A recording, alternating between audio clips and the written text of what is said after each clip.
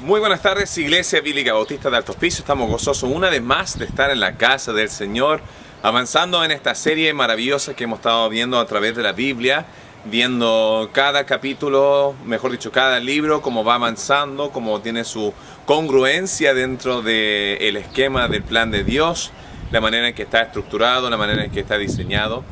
Hemos tocado hasta estos momentos los libros desde Génesis, avanzando hasta lo que ha sido el libro de Esdras y ahora Nehemías. Y hemos visto desde el libro de Génesis los orígenes, la promesa original a Abraham, y como sobre esa promesa de Abraham, todo el resto de la Biblia empieza a construirse. Vemos el éxodo, la salida de la tierra de Egipto a través de la mano de Moisés, a través del poder de Dios. Vemos en los libros de Levíticos, Números, Deuteronomio, lo que son llamados el Pentateuco, el Torá, ya los libros de la ley, donde podemos nosotros entender cuáles son el estándar y el parámetro de lo que es la justicia de Dios, su santidad y su voluntad.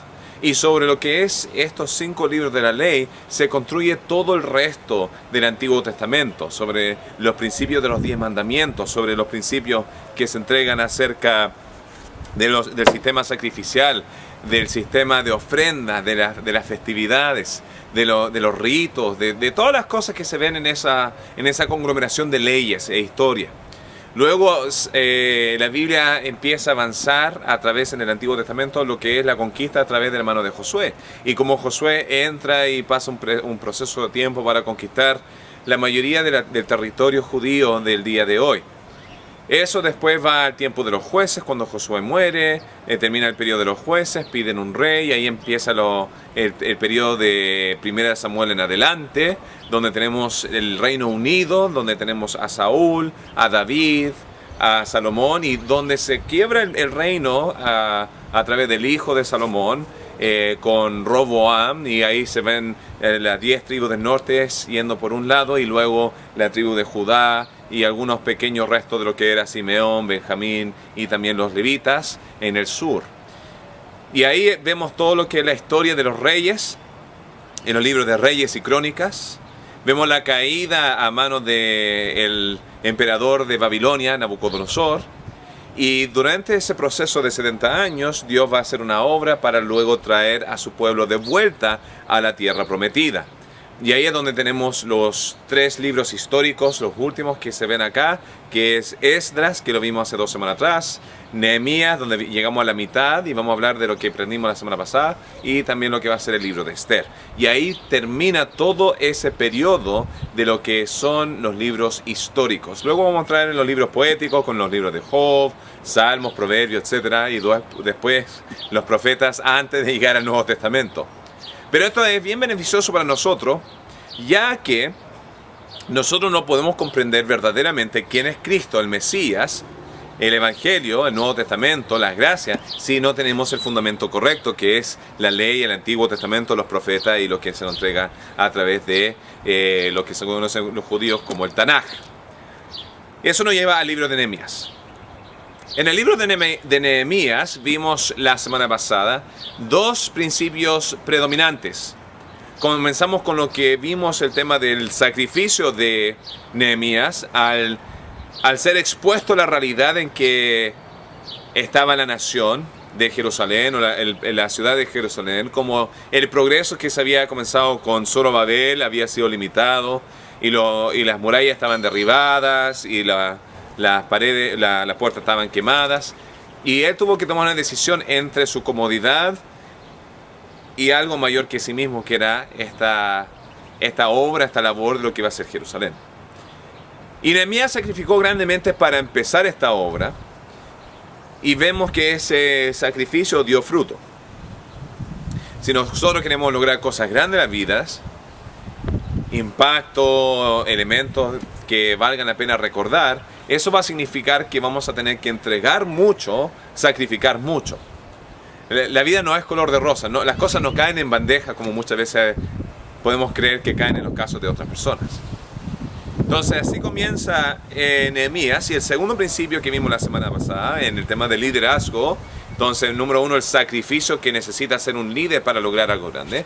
Número 2 es una visión clara de su objetivo, que era construir la pared.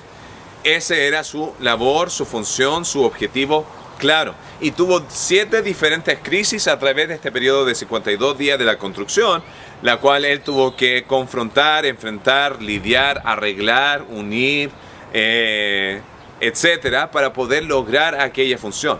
Y lo mismo pasa en nuestras vidas. Si nosotros no tenemos claro cuál es nuestra función, cuál es nuestra labor, cuál es nuestro objetivo, cuál es nuestra meta, vamos a fallar en lograrlo, porque el que fracasa en planear está planeando el fracaso. Me encanta ese dicho, lo he dicho ya varias veces.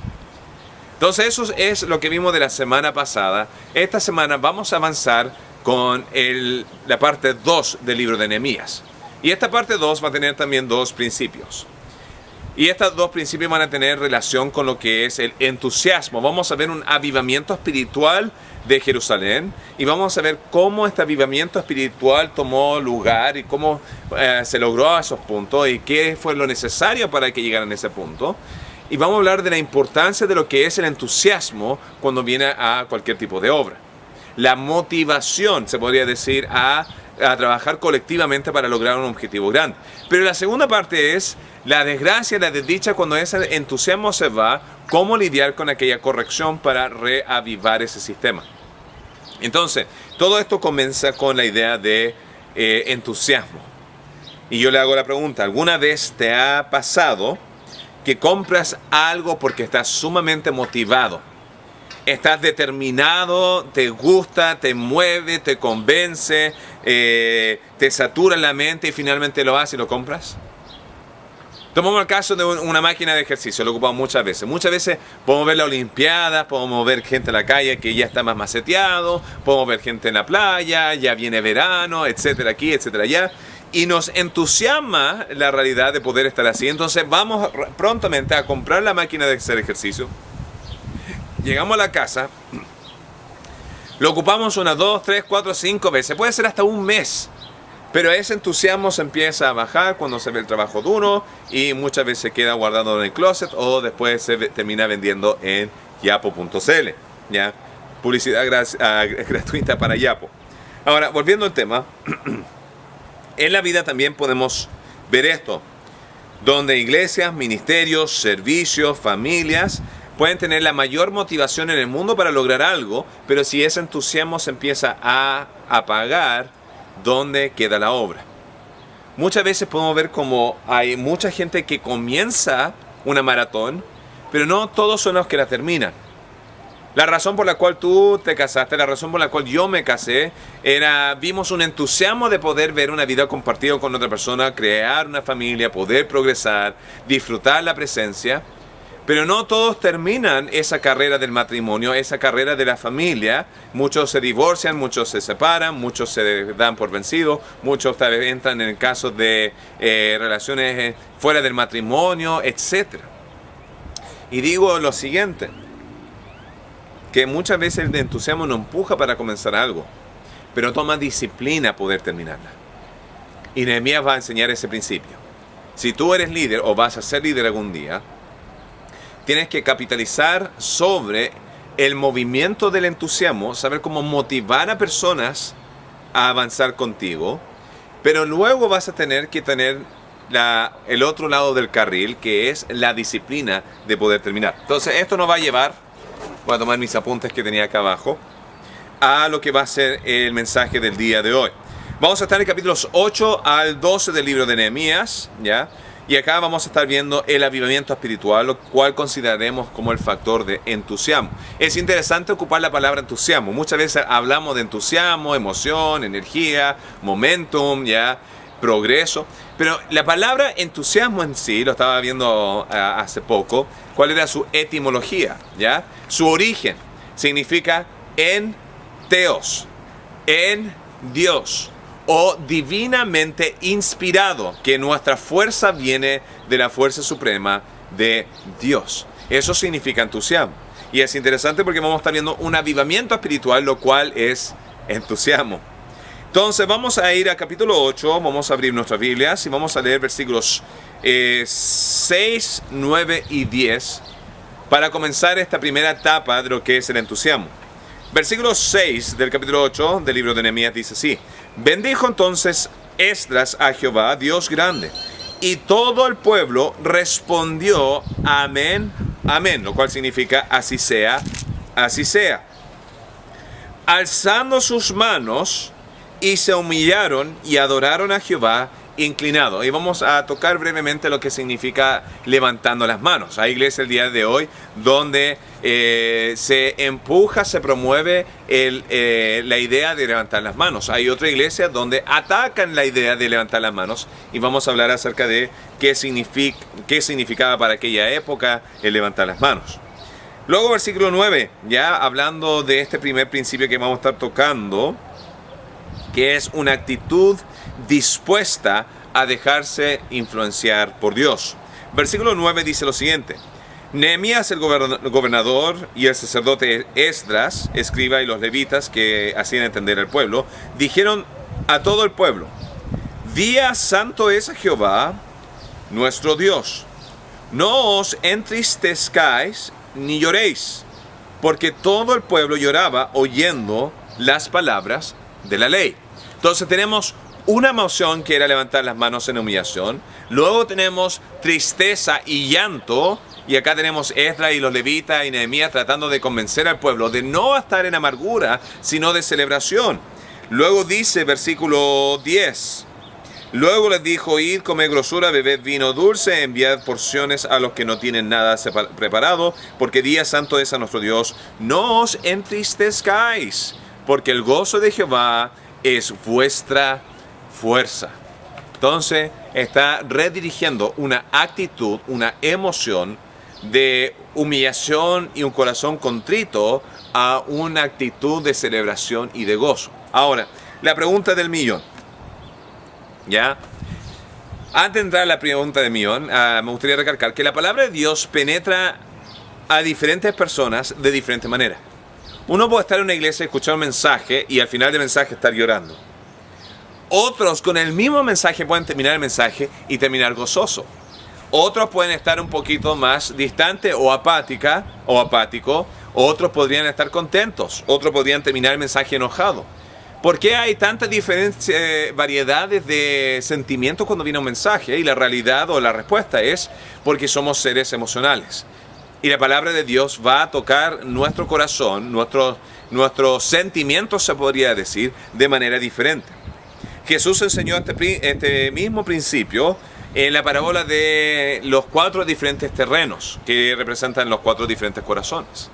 Que cada uno respondió de una manera diferente. Hubieron algunos que se cerraron, otros que se alegraron, pero luego se desconcentraron con los apetitos de este mundo, otros se frustraron con las tribulaciones de este mundo, y otros produjeron gozosamente. Ahora, la disposición del corazón del individuo va a determinar cuánto Dios va a obrar dentro de uno, ¿ya? Y acá hay una gran variedad de ideas teológicas acerca de cuánta libertad tiene el hombre. Hay un extremo donde tenemos los arminianos, donde ellos creen que el hombre es absolutamente gobernador de su propia vida y que Dios no tiene ningún decir sobre cómo uno va a reaccionar. Y ese es un extremo. El otro extremo es que el hombre es tan depravado que no tiene ninguna manera de reaccionar, solamente malo. Entonces Dios tiene que pre-regenerar antes de poder salvar para que pueda elegir a Dios. Pero el hipercalvinismo termina en el otro extremo, donde se podría decir que el hombre ha sido hasta predestinado para pecar, porque realmente no hay ningún tipo de libertad. Entonces, la verdad está en algún punto medio. ¿Qué punto? No se va a saber hasta que lleguemos al cielo. Ahora, hay un punto importante sí que destacar en nuestra responsabilidad de cómo yo voy a reaccionar ante Dios, va a influenciar cuánto Dios va a obrar en nuestras vidas. Yo he predicado en varias iglesias ahora en Estados Unidos. Ya he estado en más de 30 iglesias, he predicado en la mayoría de ellos, he presentado en otras, he hablado con algunos pastores, con algunos individuos, con algunos creyentes. He tenido muchos diferentes momentos de poder expresar lo que Dios está haciendo en Alto Hospicio. Y me gozo en lo que se está haciendo en Alto Hospicio y me da envidia no poder estar allá. No obstante, han habido algunas reacciones de algunas iglesias que me han sorprendido acerca de la dureza que ellos tienen en su receptividad a la palabra de Dios. una iglesia en específico, no voy a mencionar nombres, pero estaba en el estado de Texas. Me acuerdo estando con los jóvenes y yo podía estar literalmente saturado con benzina, alguien tirar una mecha, un fósforo y prenderme completamente y estar quemándome enfrente de ellos y no hubiera producido ningún cambio, ninguna reacción, porque había una dureza de un corazón bastante fuerte y empezaba de los líderes que están ahí presentes. Pero he tenido otros casos donde he tenido una presentación más normal, más monótono, más simple, se podría decir, y veo las reacciones de las personas en lágrimas, en gozo.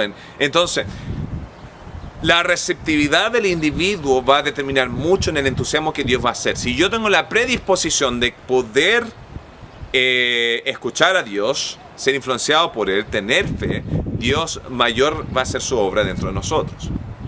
Entonces, el primer punto acá en este avivamiento espiritual es que vemos una actitud de una predisposición de querer escuchar y sentirse moldeado por Dios. Versículo 6 habla de una postura de humillación y aflicción. Ahora, no es importante, y reitero esto, no es importante la postura física del individuo tanto como la postura emocional de la persona. Muchas veces personas pueden tener las manos arriba y sentirse que están en un concierto y sentir acá y allá, pero pueden levantar las manos todo lo que quieren, pero su corazón está lejos, de nada les sirve. Entonces, lo importante más que la expresión física es la connotación espiritual. Ellos estaban levantando las manos no en celebración y gozo y sintiéndose en un concierto, sino estaban de rodillas, humillándose, diciendo: Señor, me postro ante tu presencia. Y yo tengo una tendencia de sentirme más persuadido a una actitud de humillación ante Dios que una de celebración y gozo, de tener un denuedo ante Él. ¿Ya? ¿Por qué? Sentimientos, predisposición. ¿Hay momentos donde celebro? Sí. ¿Hay momentos donde me humillo? Sí. ¿Hay veces donde me puedo ir adelante al altar y arrodillarme ante el Señor? Sí. ¿Hay otros tiempos donde estoy cantando a toda fuerza porque me gozo en lo que estoy cantando? Sí. Pero más allá de la expresión física, lo cual se vio acá, es la actitud emocional, la del alma, la del corazón, la de la persona interna, lo que verdaderamente va a ser un avivamiento espiritual. Versículo 9, tuvieron que instruir el cambio de penitencia a celebración. Y es importante tener un tiempo para todo, incluso un tiempo de celebrar. ¿Qué mejor tiempo de la semana que juntarte con tu familia espiritual, que estar con las personas que más te quieren en el mundo y estar con las personas que tú más amas en el mundo, cantando al Dios que más amas, escuchando de la palabra de Dios que tanto te quiere, que tanto te guía, que tanto te instruye, que tanto te crece? ¿Qué mejor momento que estar en las casas del Señor? Y ese es mi gozo más grande. Estaba manejando con mi esposa hoy día, con Carla, y mientras estaba manejando, le estaba diciendo: Carla, tengo un amor tan grande por los hermanos de la iglesia. Y verdaderamente tengo un amor grande por los que son parte de nuestra iglesia. Ahora, hay muchos nuevos que han llegado a la iglesia que no han tenido la bendición y el privilegio de conocer todavía. Y estoy entusiasmado y estoy gozoso y quiero volver para poder ser parte de aquella interacción, de aquella familia. Ahora, acá vemos una instrucción hacia celebración. Versículo 10 dice que el gozo de Dios es nuestra fuerza. Ahora, el pueblo estaba susceptible al movimiento de Dios. Y eso es un punto importante que nosotros, y la razón por la cual nosotros alabamos a Dios antes del servicio, es para preparar nuestros corazones para ser susceptibles a lo que Dios nos quiere comunicar el día de cada servicio. Ahora, de nuevo, se trata todo acerca de una actitud más que una expresión física, una actitud de quebrantamiento, una actitud de gozo. Pablo habla acerca de esta dualidad de sentimientos, Romanos 12:15, donde dice: llorad con los que lloran y celebra o gózate con los que se gozan. Si alguien llega triste a la iglesia, tenemos que sentirnos con empatía por aquella persona porque nosotros no sabemos lo que está pasando. Y si llega un hermano gozoso porque tuvo una gran bendición del Señor, deberíamos gozarnos con él. Entonces ese es el primer punto ya de de un entusiasmo, un movimiento, una receptividad de lo que Dios está haciendo. Dentro del entusiasmo, en este segundo punto, vamos al capítulo 8, ya en este avivamiento espiritual, versículo 13 al 18. No lo vamos a leer por tiempo, pero habla acerca de que empezaron a celebrar una de las 7 celebraciones judías, la cual era la fiesta de los tabernáculos. Ahora, cuando escuché esto por la primera vez, cuando lo estaba leyendo ahora recientemente, dije, de todas las celebraciones que hay, ¿por qué se eligió esa? Ya podría haber sido que estaba en el tiempo correspondiente y por eso lo hicieron. Pero no obstante, también hay una realidad de que también era el mismo periodo del Día de la Expiación y otras celebraciones, y se pudieron haber hecho muchas otras cosas. Entonces, ¿qué significaba la fiesta de los tabernáculos? ¿Y cómo esto está relacionado con el tema de entusiasmo? Y está relacionado con el tema de entusiasmo porque la fiesta de los tabernáculos es un recordatorio de algo pasado que fue muy importante para los judíos. Ya este fue un recordatorio que representa dos elementos, la parte de Dios y la parte del pueblo. La parte de Dios es que Dios, tenían que ponerse en carpas y recordar el éxodo y todo lo que había pasado. Estaban recordando todo lo que hizo Dios para rescatar al pueblo de la esclavitud, de la mano de Egipto y darle una liberación. Eso es un recordatorio de todas las cosas que fueron sacadas y todas las cosas que fueron puestas. Y ahí podemos internalizar eso y pensar nosotros, ¿dónde estaríamos nosotros el día de hoy si no fuera por Dios? ¿Dónde estaríamos en nuestros matrimonios? ¿Dónde estaríamos en nuestras vidas? ¿Dónde estaríamos en nuestro trabajo? ¿Dónde estaríamos en todas las cosas que nosotros hacemos si no fuera por Dios? Muchos de nosotros podríamos tener adicciones, depresiones, ansiedades, vacíos. Algunos podrían estar muertos, pero todos estarían espiritualmente muertos. Entonces es un recordatorio ya de lo que Dios había hecho para sacar al pueblo de Israel. Pero además es un recordatorio del sacrificio de los padres. Y esa es la segunda parte de la fiesta de los tabernáculos. Esto lo llamamos patrimonio. Esto fue lo que ellos tuvieron que hacer, estar en el desierto por 40 años, tener que haber ido a la tierra prometida y pelear y guerrear, y el esfuerzo y caminar. Tomó un esfuerzo. Y acá era importante para ellos recordar el sacrificio que se hizo para que ellos pudieran tener lo que tenían. Y de eso se trataba esta celebración que se había hecho. De la misma manera que nosotros celebramos el 21 de mayo, recordando el sacrificio de Arturo Prat, el combate naval de Iquique, la guerra del Pacífico, los sacrificios de nuestros padres, para que nosotros pudiéramos estar donde estamos el día de hoy. Cuando uno recuerda que hay historia detrás de nuestros ancestros, nos da la fortaleza, la pasión y la energía de querer nosotros progresar y ser parte de esa misma historia. Los héroes del pasado, los héroes del ayer, son la motivación para avanzar y crear la nueva ola de líderes que van a cambiar de manera positiva o negativa la historia de nuestro mañana. Y ese es un principio importante para nosotros destacar. La importancia de recordar nuestro patrimonio, no matrimonio, patrimonio. ¿Ya? Entonces, en el entusiasmo, vimos el tema de una receptividad a Dios. Vemos un recordatorio de lo que había hecho Dios versus lo que había hecho el hombre.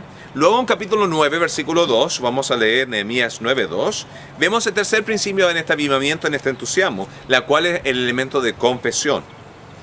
Dice, y ya se había apartado la descendencia de Israel y de todos los extranjeros, estando en pie, y confesaron sus pecados y las iniquidades de sus padres. Ahora, el tercer principio es el elemento de confesión. ¿Qué es confesión? Cuando abro mis ojos a la realidad de los errores que yo he cometido en el pasado y que yo soy responsable de estar donde estoy el día de hoy cuando es un estado negativo. Y recordar la fidelidad de Dios a expensas de la realidad en que nosotros fuimos infieles. Y de eso se trata confesión. Dios, yo he fallado. Y ahí estaban hablando de sus ancestros, de sus padres, ¿ya? Que llegaron a la tierra prometida, que sacrificaron, que hicieron los 2 becerros de oro, que tuvieron la rebelión de Coré, que tuvieron los 2 espías, que 10 de ellos no querían ir, de los problemas y de los pecados, y toda la historia que conlleva su caída, pero se recuerdan de que Dios fue fiel. ¿En cuántas áreas de Dios ha sido tan fiel en tu vida cuando nosotros hemos sido tan infieles? Es un recordatorio para nosotros poder aplicar este elemento de tomar responsabilidad de tomar responsabilidad de nuestras acciones. Vivimos en un mundo donde la gente no quiere reconocer sus problemas, no quiere reconocer su fracaso, no quiere reconocer sus falencias. Pero esta es la realidad. Cuando nosotros fallamos en reconocer nuestros problemas, jamás vamos a tomar los pasos necesarios para poder progresar. E incluso cuando no reconocemos nuestra falencia, nuestro error, estamos a un paso de recometerlos de nuevo. Sea en el caso de infidelidad, si un hombre o una mujer no reconoce el hecho que ha sido infiel y que eso no está bien ante Dios y toma responsabilidad de que uno es culpable de esto y no le empieza a apuntar el dedo a su cónyuge, a su pareja, diciendo, no, es que si él o ella hubieran hecho esto, o el pasado, no. Uno tiene que reconocer. Si tú no reconoces tu falencia, vas a volver a ello. En el tema de mentir, si no reconoce la falencia en mentir, si tú no has reconocido que a veces mientes o que siempre mientes o que vives una vida de mentira, vas a tener la predisposición de volver a ello, sea robo, homicidio, abuso o adicción. Es como cuando uno ve a un niño. Muchas veces los niños son sorprendidos haciendo actos malos. No los míos, porque mis hijos son perfectos. Es una broma, ya he visto muchas veces a mis hijos caer, mis hijas. No voy a mencionar ningún nombre porque no siento que ocuparlo desde el púlpito sea mostrando el respeto que merecen. Pero tomando el caso de una de mis hijas, tiene una tendencia de sobreexagerar las cosas e incluso mentir algunas cosas para no ser pillada. Ahora, cuando ella no reconoce su error, está teniendo esta predisposición de caer de nuevo dentro de ella. Y ahí entra la necesidad paternal de poder corregir. Ahora, considera esto. Considera la importancia de reconocer nuestra falencia. Sea un deportista profesional. Si un futbolista profesional tiene una falencia de técnica, una falencia de respiración o de lo que sea, va a tener una predisposición a volver a caer en lo mismo.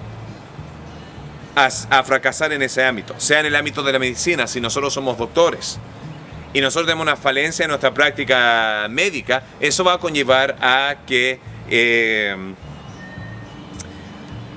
podamos hacer mucho daño en el nombre de la medicina, ¿ya? No voy a decir que me estoy distrayendo con la música de fondo, no puedo controlar eso, entonces disfruten ya la música ranchera de fondo. Estoy en el sur de San Antonio, donde hay muchos mexicanos y esa es su música preferencial. ¿Qué tal esta noche tú? ¿Estás dispuesto a lidiar con tu falencia? Si es que no dejas que Dios obre en tu vida para reconocer tus errores, jamás vas a progresar. El cuarto elemento en el tema de entusiasmo lo vemos en el ámbito de que ellos llegaron a un punto crucial en su vida de cambiar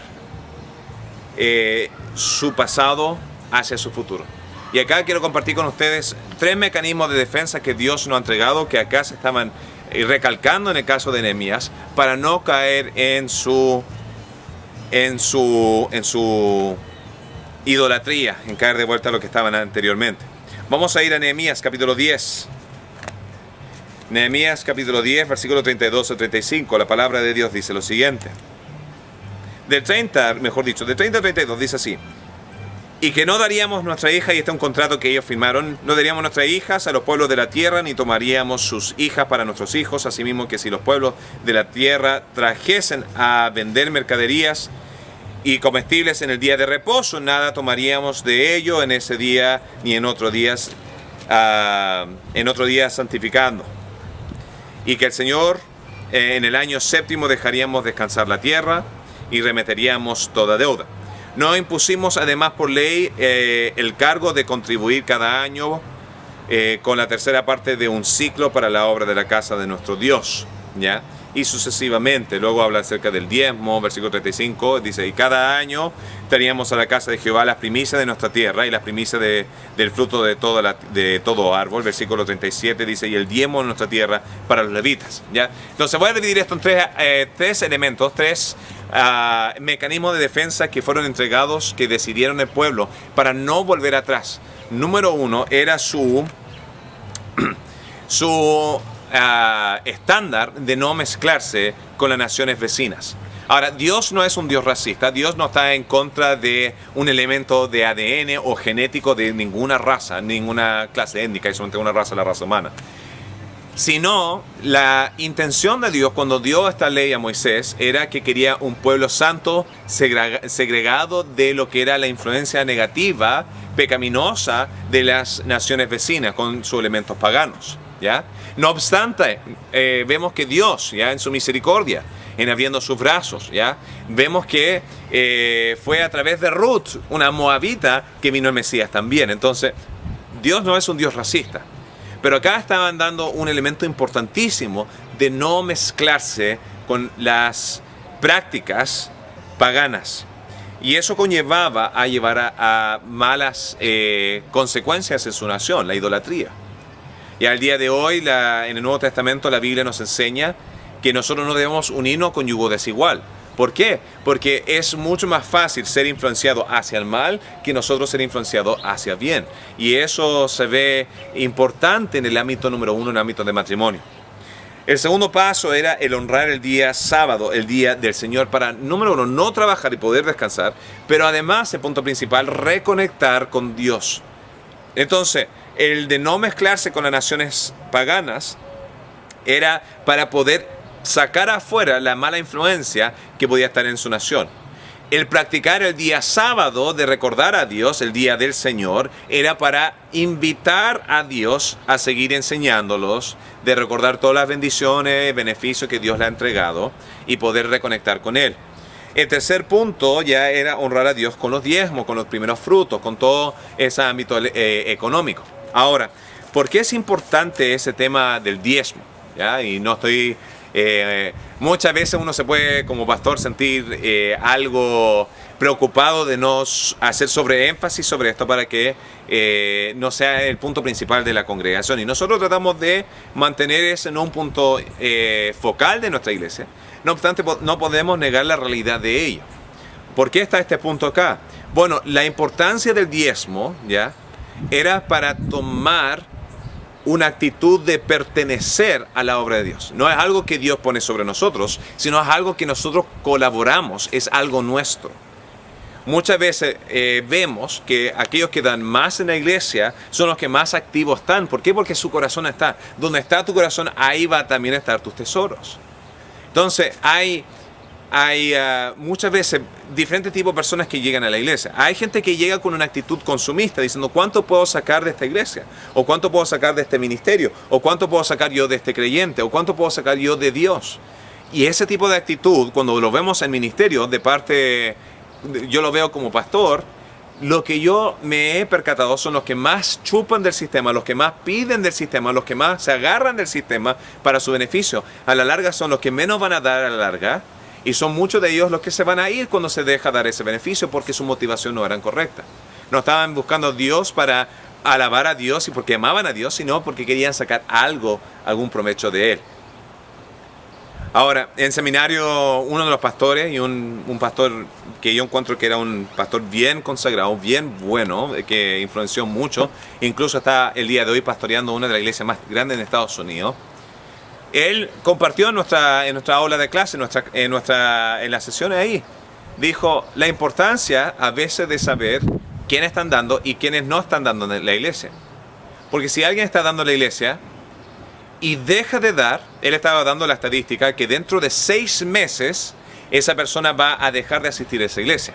Sea que se fue a otra congregación o dejó de asistir en total a la iglesia.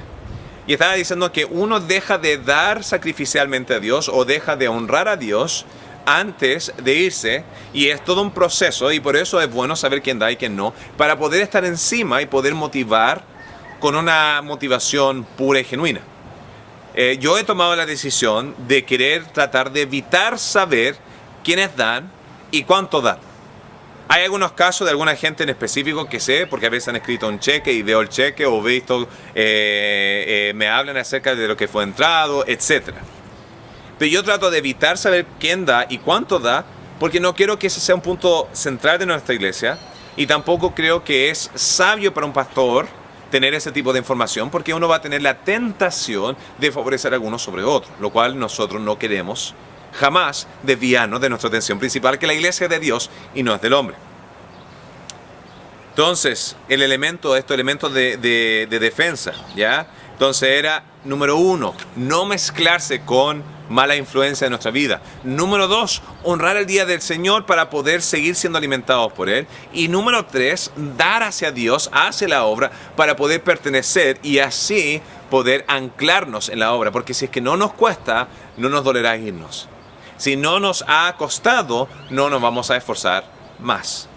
Entonces el entusiasmo, se hicieron susceptibles, hicieron el recordatorio de la fiesta de los tabernáculos, confesaron sus faltas, añadieron al mecanismo de defensa y finalmente en capítulo 12, versículos 27 y 43, habla acerca de que dedicaron a Dios el muro. Esto es consagrado, esto es de Dios. Y en cierto modo nosotros como iglesia queremos también honrar las cosas que el Señor nos ha dado. Por eso tratamos de cuidar al máximo la manera en que nosotros ocupamos y administramos las cosas dentro de la iglesia, sean sillas, mesas, el edificio, entregarlo para usos no mundanos, sino para elementos sagrados a Dios. Ahora, no hay nada sagrado en el edificio, no hay nada santificado, no hay agua bendita, no hay nada de esa índole, sino es un lugar especial para que nosotros podamos aprender de la palabra de Dios. No obstante, porque ha sido a través de diezmos y ofrendas y sacrificio y esfuerzo y trabajo, nos gusta mantener ese enfoque en Dios. Por eso nunca la vamos a arrendar como centro de evento, nunca la vamos a tener de pub, nunca vamos a tener lo que sea que alguna otra iglesia que hacen, que no va a entrar en detalle. Y eso nos hace pensar nosotros, ¿qué cosa hemos nosotros consagrado a Dios? ¿Qué cosas que tenemos nosotros que hemos dedicado? Esto va a ser 100% a Dios. Ya para algunos podría ser un tiempo en específico para Dios. ¿Sabes qué? Domingo en la mañana va a ser sagrado solamente para Dios. No me voy a distraer con el fútbol, no voy a distraerme con la música, no me voy a distraer con fiestas o familiares o vacaciones, ¿ya? Voy a dedicar un tiempo específico para Dios. Va a ser una prioridad en mi vida. Y ahí es donde vemos buscar primeramente el reino de Dios y su justicia, y todo lo demás vendrá por añadidura. Y yo he visto grandes personas que yo estimo muchísimo, que han crecido en esta área, donde antes tenían tal vez un tipo de pasión y decidieron poner a Dios por encima de esa pasión y han visto el fruto de la bendición de haber puesto a Dios primero. Puede ser un monto financiero, puede ser un objeto como un vehículo. Conozco un hermano de la iglesia que ha dedicado el tocar el instrumento que él toca solamente para Dios. ¿Y qué significa eso? No toca canciones del mundo. ¿Por qué? Porque él decidió, esto va a ser algo consagrado, esto solamente va a ser para Dios, solamente canciones cristianas. Ahora, esa es una decisión que él ha tomado, no es algo que nosotros vamos a imponer como una convicción. Hay música secular que a mí me gusta, a mí me encanta la música clásica. Ya sea Chopin, Beethoven, Bach, cosas de esa índole, me encanta ese tipo de música clásica. ¿Ya? En música sagrada no. ¿Ya? Entonces hay un balance. Vamos a tocar el tema de música algún otro día. Pero ahí termina todo elemento de gran entusiasmo. Todos celebran, todos se gozan. Hay un momento espléndido y hubiera sido hermoso haber terminado el libro ahí. No obstante, Nehemías se va de vuelta a Persia y le da el deseo de volver y ver cómo estaban haciendo. Y le da permiso al rey, el rey le da permiso para ver qué estaba pasando, y cuando regresa, el dolor de cabeza más grande en su vida. Y acá vemos un error en la falencia de liderazgo que él había dejado atrás. Nehemías dejó a cargo, o a través de la secuencia de la familia, había entrado un sumo sacerdote.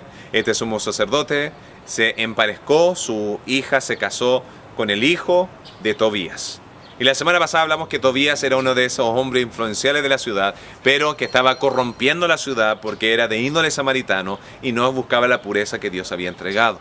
Hizo más daño que beneficio. Fue una persona que realmente fue de gran sufrimiento para Nehemías.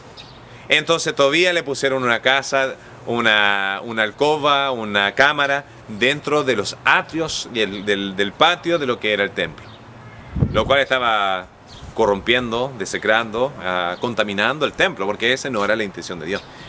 Pero acá vemos un problema en el liderazgo, y cuando el liderazgo empieza a cometer errores y es aceptado, eso empieza a corromper todo para abajo.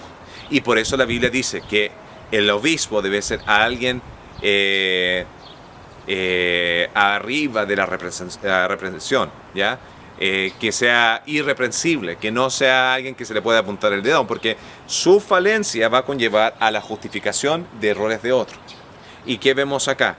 En el resto del capítulo 12 vemos que, número 1, ¿ya? Entró, no vio ningún sacerdote, ningún levita, y dijo, ¿qué pasó? Es que la gente no ha dado los diezmos, entonces cada uno arrancó a su tierra y vivió su vida de vuelta. Entonces empezaron a caer en ser parte de la obra cuando dejaron de dar. Dejaron de dar, la obra no continuó, los trabajadores se tuvieron que ir y hubo todo un daño ahí. Luego avanzó y trató de arreglar eso. Luego se dio cuenta de alguna gente que estaba trabajando el día sábado y dice, ¿qué están haciendo trabajando en el día sábado? ¿Ya? Es el día del Señor, como nosotros celebramos el día domingo, como la iglesia, los gentiles, el Nuevo Testamento, la gracia, todo lo que se sella en el Nuevo Testamento. Estamos celebrando el día del Señor. ¿Qué están haciendo trabajando? No, es que aquí y allá no le dieron el peso. ¿Pero qué significa? Al remover esa influencia de Dios, removieron de que Dios lo estaba influenciando para bien. Y eso conllevó a malas prácticas. Eso conllevaba a volver atrás. Finalmente, la tercera cosa siguió avanzando y se dio cuenta de que los hogareños ahí empezaron a casarse con mujeres filisteas, entrando de vuelta en las prácticas que trajo la gran destrucción de Jerusalén. Fue el error original en el libro de los jueces, fue el error original en el caso de Salomón y todas las falencias que ocurrieron ahí. Se empezaron a mezclar. Cuando nosotros dejamos de sacrificar y ser parte de la obra, luego dejamos de asistir y ser influenciados por Dios, luego empezamos a unirnos con las cosas del mundo que nos hacen daño y terminamos perdidos. ¿Qué es la importancia de este mensaje de liderazgo? Es la importancia de establecer buenos líderes, de arriba para abajo. Líderes que van a confrontar el error, líderes que van a amar al rebaño, líderes que van a ser sabios, líderes que van a ser dirigidos por Dios. No van a bajar el estándar que Dios ha entregado, no va a bajar el estándar de que la Biblia nos ha dotado, sino... Un bicho me cayó en la cabeza. Sino nos vamos a concentrar en la obra bien. Entonces, ¿qué aplicación podremos sacar dentro de todo? Y hay mucha aplicación dentro de todo. Hay una cosa que yo recomendaría, y es la salud de nuestra congregación, la salud de vuestra familia, la salud del trabajo, está vinculado de vuelta con el liderazgo. Oren por su liderazgo en el ámbito de gobierno, en el ámbito de colegio, en el ámbito de trabajo, en el ámbito de familia, en el ámbito de iglesia. Oren por sus pastores, oren por mí. Yo no soy infalible. Busco diariamente buscar la dirección de Dios en su sabiduría. Busco la santidad de presentar una iglesia santa ante el Señor. Pero de nuevo, yo soy humano. Soy alguien que está buscando de Dios, como todo el resto que está acá. Y lo buscamos a través de la Biblia. Oren por mí, oren por los pastores. Ahora en mi ausencia, ahora en mi distancia, oren por el hermano Leandro, oren por el hermano Jorge, que están haciendo una obra maravillosa a través del trabajo en conjunto que se está haciendo con el resto de la congregación. Pero oren por hermano Leandro, oren por hermano Jorge, que ellos sean sabios en la manera de lidiar en los elementos directos que a veces pueden ocurrir. Oren en la unidad del liderazgo. Una familia separada, una cabeza separada, un liderazgo separado va a conllevar a una división del cuerpo. El día de mañana, cuando el Señor empiece a preparar más líderes para la congregación y podamos ver más directores dentro de la iglesia, más maestros, más líderes, más pastores. Mi sueño es de ver el norte de Chile saturado. Estamos en Iquique y en Alto Hospicio y no voy a ni hablar acerca de la pasión que tengo por empezar nuevas iglesias en el norte de Chile, pero tienen que empezar bien acá. Si el fundamento y la base está bien, lo que se construye sobre ello va a ser firme. Oren por sus líderes. Qué grandes verdades hemos aprendido del libro de Nehemías. Que el Señor les bendiga.